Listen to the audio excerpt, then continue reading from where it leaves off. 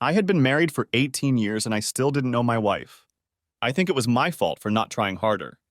We seemed to get along fine, but there was no real connection. I never felt like she was the love of my life, and I had a sense that it was mutual, but we were compatible enough to have 3 teenage children. I worked in the claims department of a large auto insurance company. It was an office job with good benefits.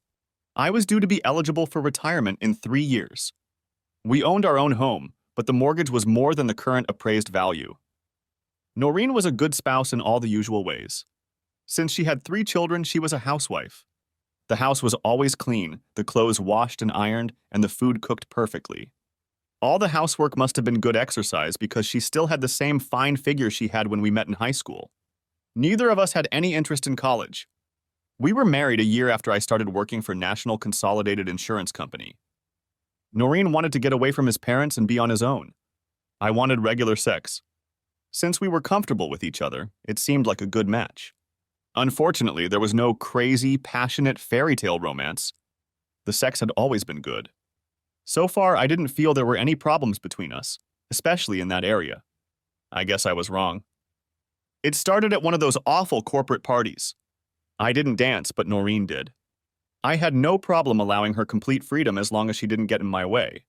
I spent the evening sitting with several other non-dancing spouses.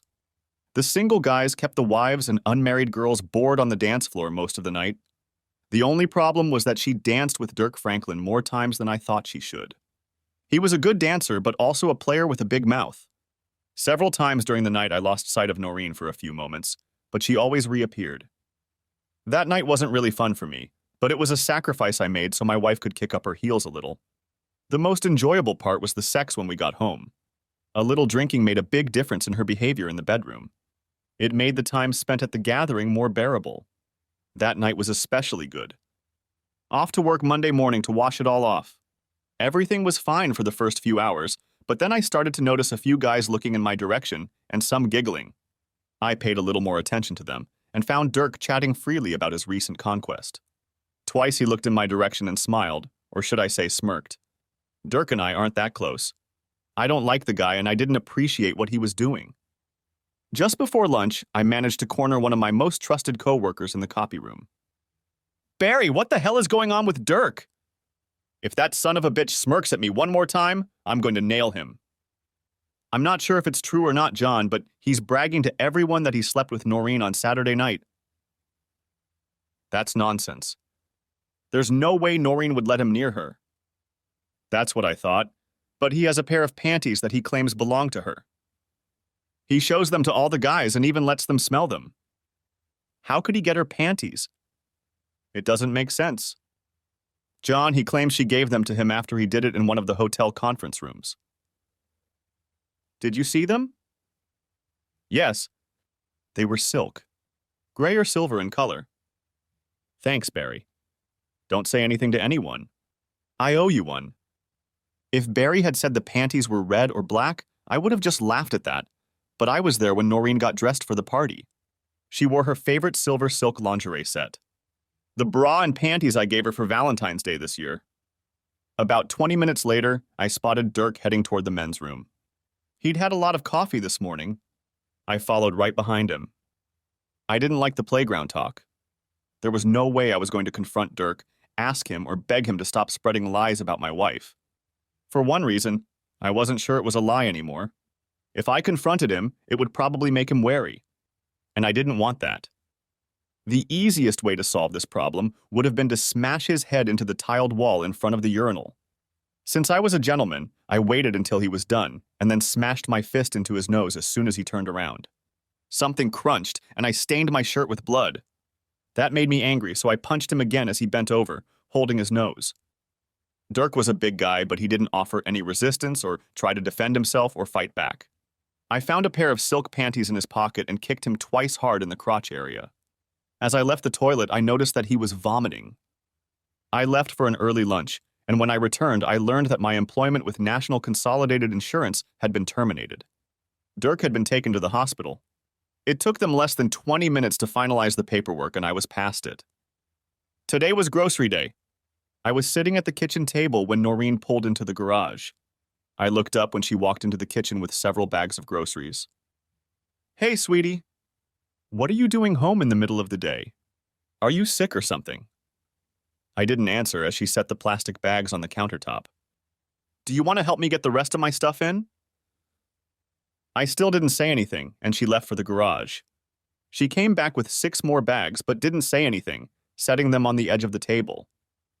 Something's wrong, John. I can tell. Why are you home? She started to empty her bags as she spoke.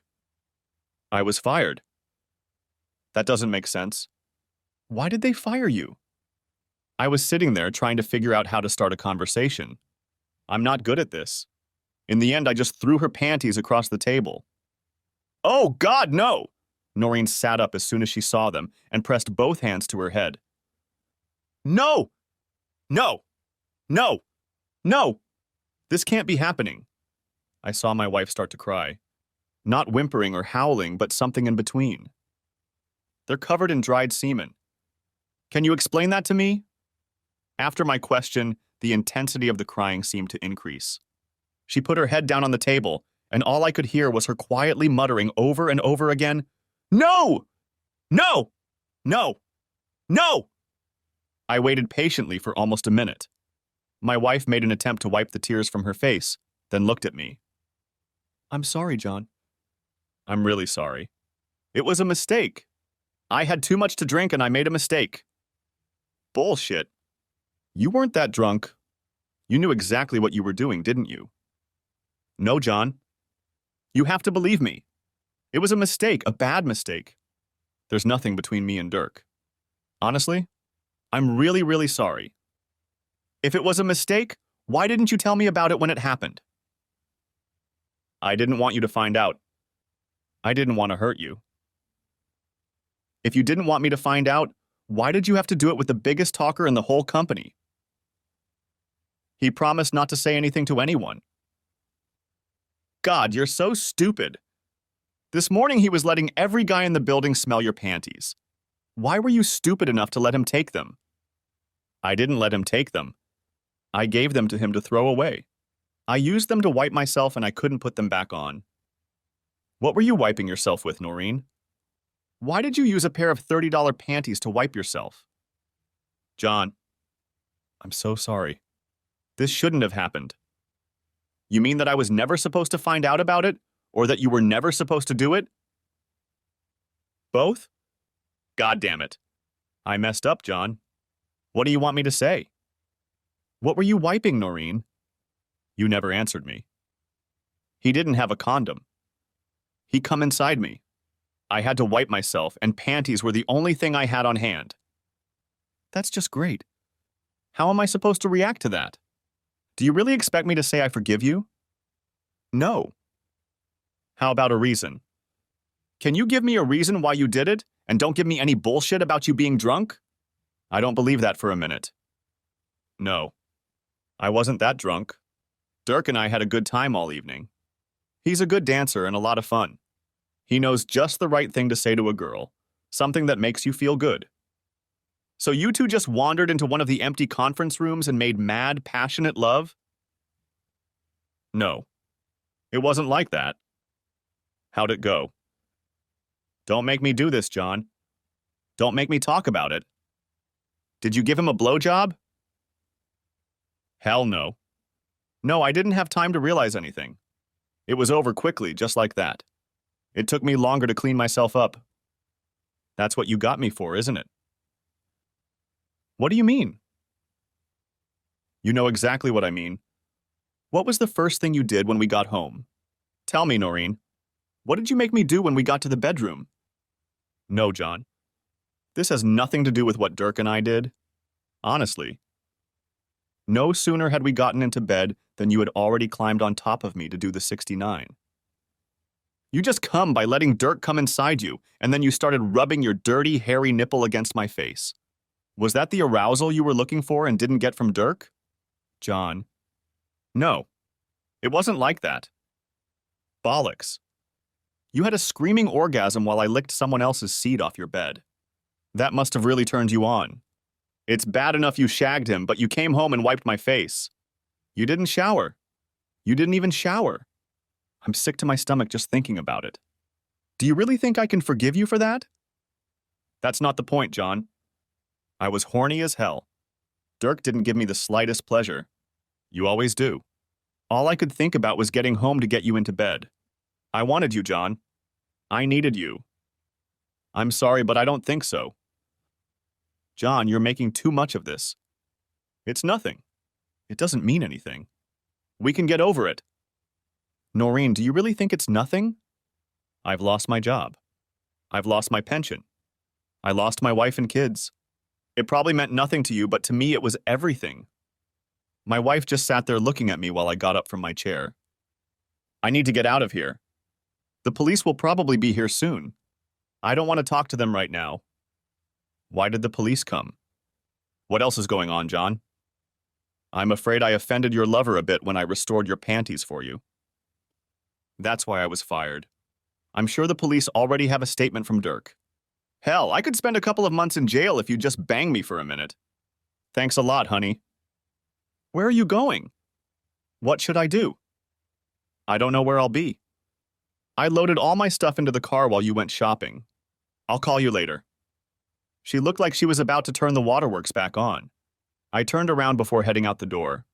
I leave it up to you to explain to the children what happened. If you lie or distort the truth, I can guarantee you will regret it. I had enough money in my bank accounts to last at least 6 months. Before I left town, I paid off all the credit cards and canceled them. She could spend the money however she wanted, but I didn't want the plastic to be pushed to the limit. I was sure she would take care of the kids. In a couple weeks, they would be out of school for the summer. I didn't know if that would make Noreen's life easier or harder. I had no idea what I would do when the money ran out. I wasn't even sure if I'd be able to get unemployment benefits since I'd been laid off for cause. The first night I stayed with my brother in Schuylkill Haven. He had a small job taking care of trees and was willing to house me for a while until I found something permanent. The next day I moved into a small furnished one-bedroom apartment that included utilities. It even had cable TV hooked up. My phone had been turned off since I left the house. I didn't feel like answering the phone, but I knew I would have to talk to the kids sooner or later. Working for Robbie was easy, but not very enjoyable. The other 3 guys knew how to climb trees, as well as operate a cherry pick and stump grinder. My job was to act as a loader for them. They seemed to appreciate my efforts and were more than willing to teach me all the little tricks and skills. I was busy and tried my best to forget about the problem with Noreen. The only thing I knew for sure was that I would file for divorce as soon as possible. Terry was my oldest daughter. She was smart and cute as a button. She was graduating from high school in 2 months and going into the dental technician program at the local community college. Brian was going to join the Marines as soon as he graduated next year. Sal had 2 more years to go, and all she wanted to do was get married and have kids. She had once wanted to be a teacher, but I think she had outgrown that. They were all good kids. Brian ran cross-country because he thought it would help him build up his stamina for a career in the service. Terry worked part-time as a candy delivery girl at one of the local hospitals in her spare time. I'm not sure, but I think Sal invented Twitter. If she didn't invent it, she certainly perfected it. The only contact I had with the children was through Terry. I didn't want to discuss family problems with Sal because she was too young, and Brian didn't want to talk about it at all. Noreen sat the children down at the table after I left. She told them why I had been gone, and apparently she hadn't held anything back. Brian immediately left the room and never spoke to his mother again. Sal just sat there and cried. Terry was the only one of the 3 who was open to any conversation about the divorce. Noreen refused to explain to Terry why it was happening. She just talked about it without elaborating on anything. I filed for divorce, and that's when things got ugly. Terry called and informed me that their mother had started going out in the evenings several times a week. Returning home, she was usually drunk. Terry said it started right after the divorce papers were served. The children tried their best to avoid Noreen, but her behavior still had a bad effect on the whole family. As far as Terry knew, no men were involved. Brian didn't talk to his mother, and Sal spent all her time whining. Terry was the only one who interacted with Noreen at all, and usually that communication was very limited. I didn't like it, but as long as Noreen didn't bring boys home, I didn't feel I had to pry. A week later, things took a turn for the worse. I was at work with Josh and Jimmy, 2 climbers. They were up there cutting limbs, and I was working on the ground feeding the chipper. Everything seemed to be going pretty good until two guys in a two-wheeled Dodge Ram drove up to me. It was normal for people to talk to us while we were working. They were usually interested in what we did and what our rates were. I always had Robbie's business cards in my shirt pocket for such occasions. As I held out a business card to one of the visitors, the other coldly slapped me on the side of the head. It was sudden, unexpected, and had the result he was seeking. I dropped to all fours, trying to come to my senses as they began to work me over with their boots. There was no time to think, plan, or take any defensive action. They had successfully immobilized me before I even realized what had happened. The best I could do was curl up in a ball and try to minimize the damage. I don't know how long it lasted, but it stopped as suddenly as it had started. Josh tried to get me to sit up. I focused my gaze and noticed Jimmy was talking on his cell phone and the Dodge was driving away. I was hurting like hell. The worst part was that I couldn't breathe. Every time I tried to inhale, a sharp pain pierced my right side. It was my first broken rib. And then I noticed the larger of the two guys lying on the ground next to me. His head was a bloody mess. Jimmy and Josh noticed what was going on and tried to get down as quickly as possible to help me. To speed things up a bit, Josh lowered his chainsaw by the rope and swung it at the guys kicking me. The dangling steel chainsaw caught the larger of the two guys in the head, and he appeared to lose his ear. His buddy wasted no time getting the hell out of there. Even though the chainsaw wasn't working, it left a hell of a gash on the baboon's head. After a few minutes, he started to move, and Jimmy gave him a good kick in the balls. Unless you counted the one kick to the head, all the rest of the damage was to my body. I just sat there, not moving, until the ambulance crew arrived. I refused to ride in the same ambulance as the guy who attacked me, so the local police ended up taking him in the back of the patrol car. Robbie was in the hospital by the time I got there. Thug number 1 had a serious head wound. It didn't tear off his ear, but it disfigured him beyond recognition. I didn't feel too bad, but the doctor and Robbie insisted I stay the night. The cops grabbed goat number 2 in the Dodge Ram before he could drive 5 miles away. After enjoying a mediocre dinner, I settled in for the night, but not for long. It was almost 1 o'clock in the morning when my cell phone rang. Who the hell could be calling me at this hour? Who the hell is calling me at this hour? Dad. It's Terry. We have a problem and we need your help. I don't think I can help you right now, but what the hell is so important that you have to call in the middle of the night? Mom's in jail and someone has to bail her out. What's she in jail for? She crashed her car and was charged with DUI. Is she all right? She's not hurt? Not really, but the car is in really bad shape.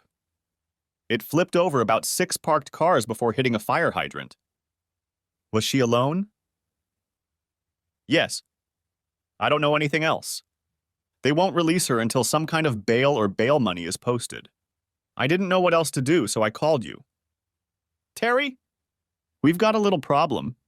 I'm not at home right now. I'm at Pottsville Memorial Hospital. I was injured at work today and the doctor wanted to keep me overnight. I'm fine, but I can't leave. Maybe you should call your Aunt Sarah. She'd probably be happy to help your mom. What happened? Why are you in the hospital?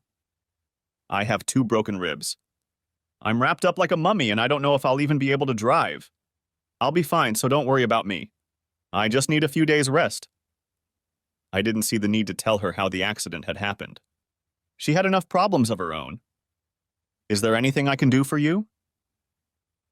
Try to find out a little more about what happened to your mother. I'm just a little curious. Okay. I'll call you tomorrow afternoon and see how things are going. Robbie gave me a ride to my apartment and filled the freezer with a bunch of TV dinners from the microwave. I asked him to bring me a couple beers, but all I got was some RC Cola. I was able to move around fast enough to go to the bathroom and eat. Unfortunately, I was forced to watch a movie festival with Adam Sandler all day. Shortly before dark, Terry called. Noreen was having drinks with people who worked at National Consolidated. I thought that was interesting since I don't work there anymore. I had no idea she had friends of her own who worked there, except for Dirk. They were just starting to party when the police showed up and arrested Dirk. Noreen got very upset and started drinking more than usual. By closing time, she refused to call a cab or let anyone else drive her home. Terry couldn't understand why Dirk had been arrested and why Noreen was so upset when it happened. We talked for a few more minutes. Terry was glad to hear that I was home and that I was taking care of myself. They wanted to come to my house, but they didn't have a car. Sarah had bailed my wife out, but Noreen hadn't come home. Terry gave me Sarah's phone number. Sarah, it's John. What the hell is going on? Your wife is a mess, John, and it's all your fault. Whoa. Wait a minute, Sarah. Why is this all my fault? You left her, that's why. You left her with 3 kids and just ran away. Who the hell do you think you are? Come on, Sarah. You know me better than that? Why would I just get up in the morning, quit my job, and leave my wife and kids? Does that make any sense to you? Noreen said you were fired and that you were taking out your anger on her. Did she say why I was fired? She said you beat up a guy at work because she danced with him at a company party. Sarah, she didn't dance with him. They had sex right at the party. Is that what she told you? There was a short pause. No. She didn't say anything like that to me. I didn't hit a guy for dancing with your sister. I hit him for fucking her and then bragging about it to everyone in the damn company. She even gave him her panties as a thank you. There was no answer on the other end. Did she say why her boyfriend was arrested last night? No, but she indicated that you had something to do with it. Our conversation was interrupted by a knock on the apartment door. Sarah, I have to go. I'll call you tomorrow. The cop at my door was an ugly guy, and he was also my brother-in-law. Come on in, Toby. It's always good to see family. You want a beer? Of course, anything cold will do. There was a cold Foster's hiding behind all the colas Robbie brought. I had RC because of the pain pills. John, we got the guy who set you up at the station. The 2 guys he hired to beat you up were happy to pounce on him. I believe it was Dirk Franklin? That's right. I assume you know him? He's fiddling with Noreen. I tried to convince him to stop, but apparently he wasn't inclined to. He has confessed to everything, so this will save us the expense and hassle of a trial. The judge will sentence him and his 2 buddies on Friday. I don't know exactly, but I'm guessing he'll get 2 to 3 years, probably right here in the county jail. That's good news. Toby couldn't resist a snide chuckle. You're going to get your revenge, aren't you, John? Hopefully with the help of a few friends. You're not going to get me in trouble, are you? Looks like you volunteered to help, Toby. You could read it like this. I have to go now. If you want to talk to this guy, he'll be in the city jail until sentencing. I'll stop by tomorrow morning. By the way, how is Sally? Are you taking care of my sister? I think it's the other way around. She cares about me. The hardest part of the trip to the police station was getting in and out of the truck. I didn't know what was worse, being tied up like a mummy or not being able to bend my body. When I entered the room, Dirk grinned broadly. You seem to be a little bruised, Mr. Esterly. Did you trip over a tree branch? He seemed to enjoy the grimace on my face as I sat down. Welcome to Schuylkill County, Dirk. This is my territory, and I'll make sure you enjoy your stay here. I don't think so, John. I'm leaving here on Friday for a little holiday. Was it worth it? For the sake of seeing you wrapped up like a turkey. Looks like you lost your job and your wife. Was it worth it? I don't understand the question. I've never done anything to you that you didn't deserve. You should have just left it at that. I was better than that, and I still am. I think my wife thought so too. Well, she's all yours now. I hope you like her. Oh, absolutely. By the way, I've enjoyed it 3 times since you've been away. One time it was in your bed at home while the kids were at school. You really pissed her off when you handed her the divorce papers. That son of a bitch was doing everything he could to make my situation worse. If the judge had decided he was serving time in state prison, it would have been harder for me to pay him back. The DA's office was on the 3rd floor, and the old courthouse didn't have an elevator. Not exactly wheelchair-friendly. Seems like one of the charitable organizations should have taken care of that by now. John Esterly. I heard you were back in town. Elizabeth Vargas graduated at the head of our class.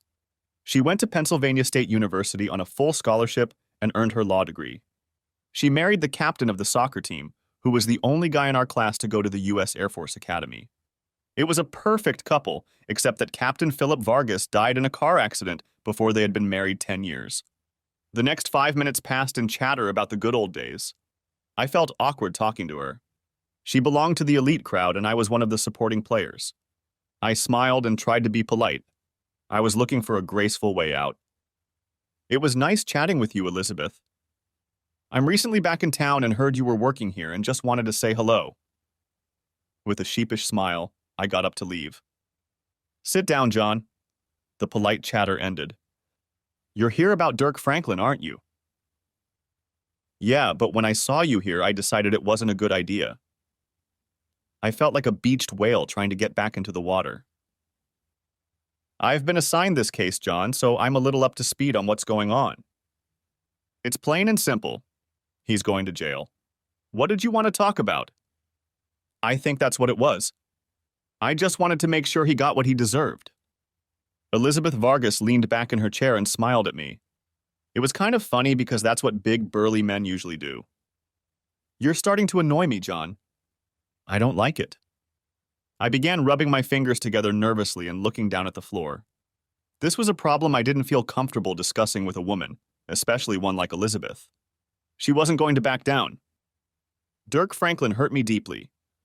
I lost my job, my wife, and my kids because of him. I just wished his time in prison wasn't a vacation. Do you want him to stay in the county or go to the state? Do I have a choice? I can't keep him more than 2 years in the county. If I give him more than that, I can send him to one of the state institutions. She noticed my smile. I think 2 years right here would be good. With some effort, I stood up again. This time she didn't bother to stop me, but when I turned around, she said, John, can you meet me for lunch at Scrappy's around noon? I nodded, and when I smiled at her again, she smiled back. This could be an interesting lunch. After leaving the courthouse, I did a little shopping.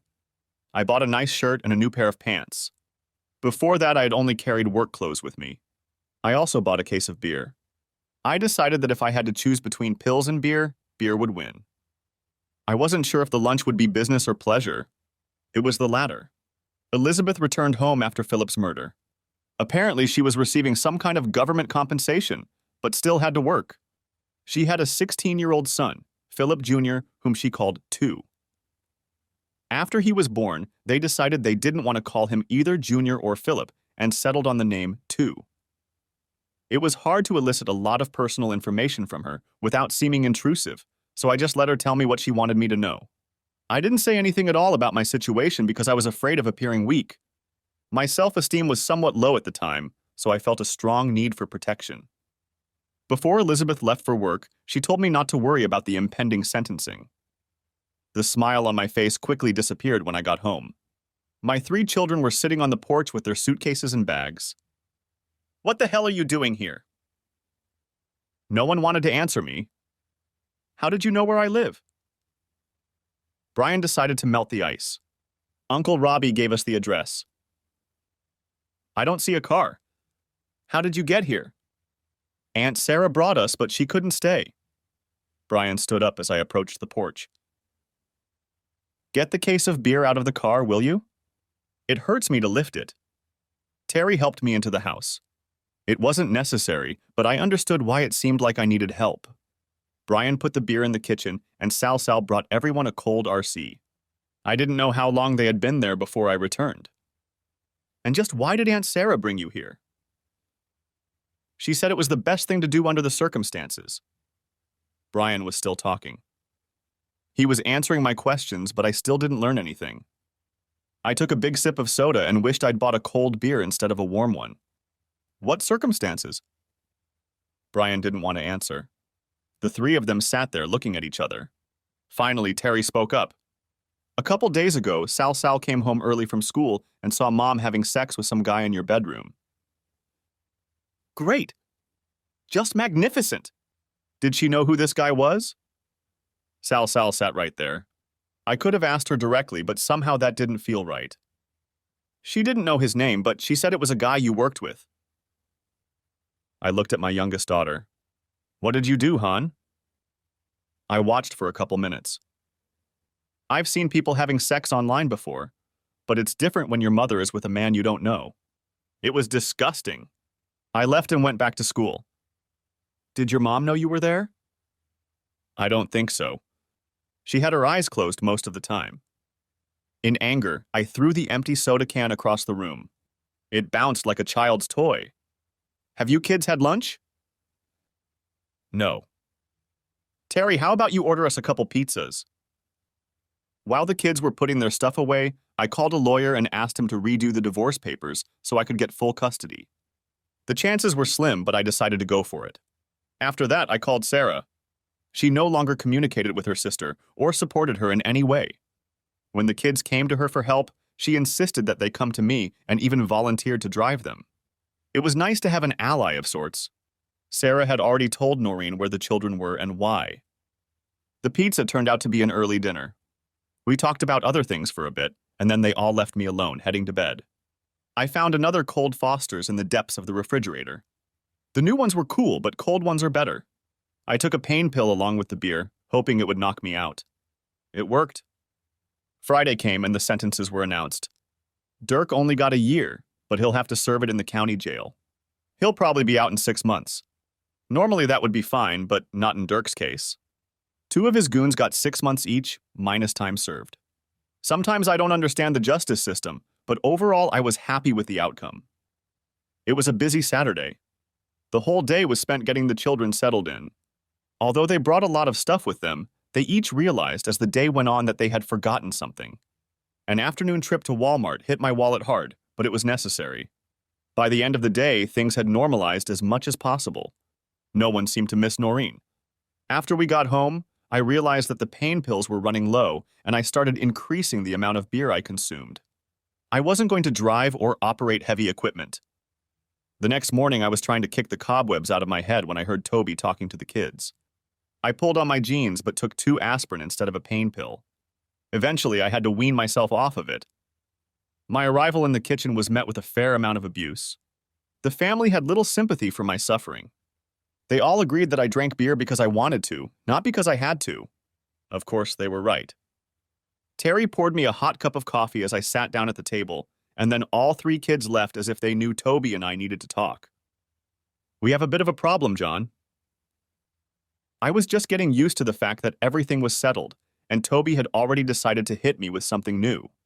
I tried to take a sip of the black coffee, but it was too hot. With a sigh, I set the mug on the table.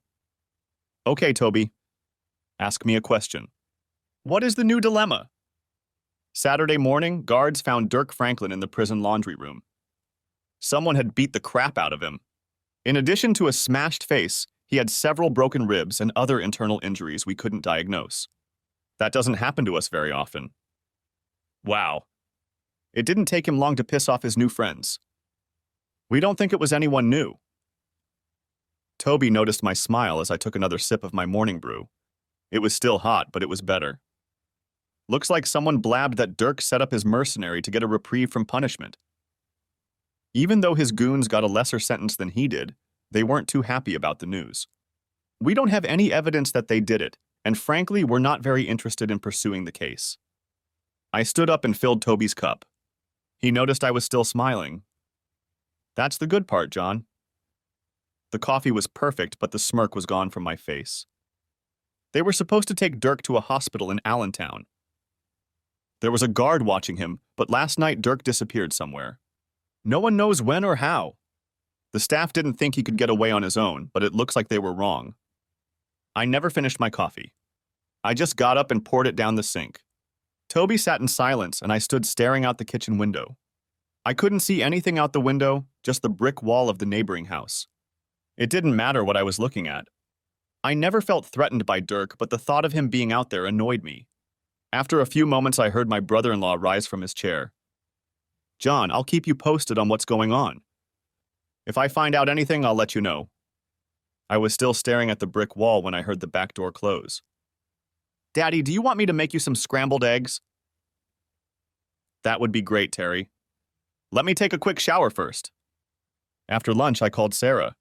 She hadn't heard from Noreen and didn't know where she might be. I didn't know if that was good news or bad news. Things were starting to get back to normal.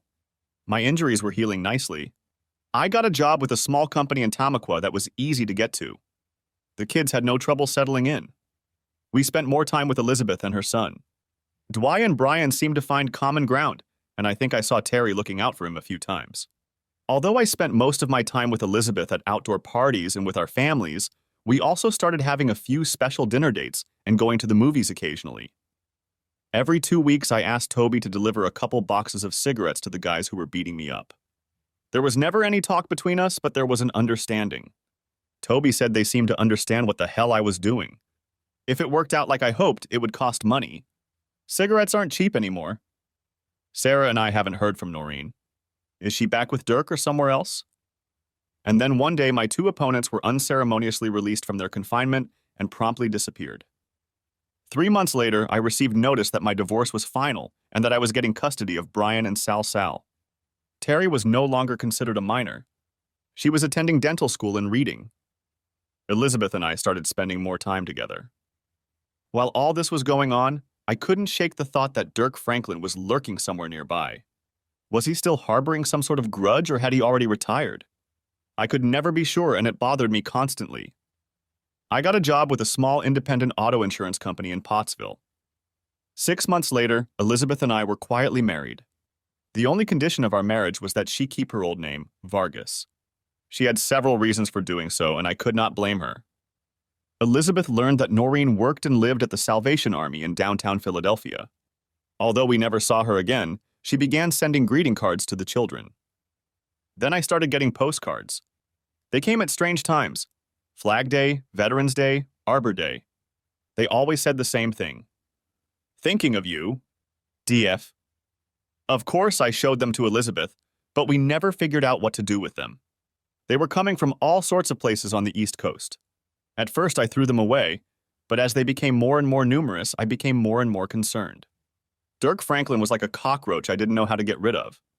Elizabeth did her best to keep my temper under control. I appreciated her support, but I felt helpless. The card I received 2 weeks before Christmas was more ominous than the others. I have a very special gift for you. See you soon. DF. Dirk had never shown any desire to harm any of the children, but I couldn't be sure if he still thought that way. I was constantly worried about Elizabeth and the children.